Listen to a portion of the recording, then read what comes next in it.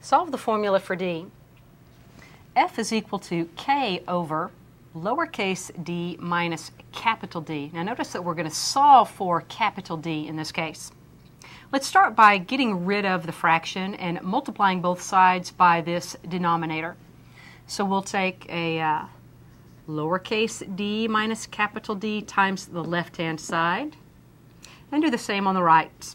Lowercase d minus capital D times the right-hand side. K over that same thing, little d minus capital D. We'll do this so that this denominator on the right-hand side will cancel, leaving K. On the left-hand side, let's distribute F to both terms and write this as lowercase d times F minus capital D times F. Now keep in mind what we're trying to isolate here. There it is. So as a next step, let's move this lowercase d F term to the other side by subtracting it over. Thus we get a negative capital D F is equal to K minus little d times F. Now as a last step, continuing to isolate this value, let's divide both sides by negative F.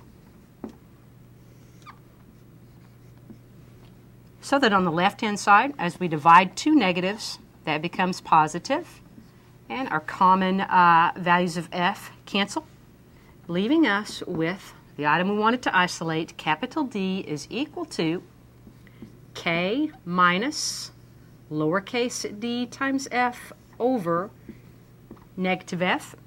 Now this is one form of the equation. It's a little bit awkward though because we've got a negative value in the denominator. That's an unusual form to leave our answer in.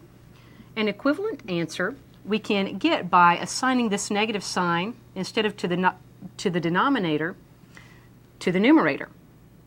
So if we distribute that minus sign to the numerator, it's going to give us a negative K term and a positive little d F term.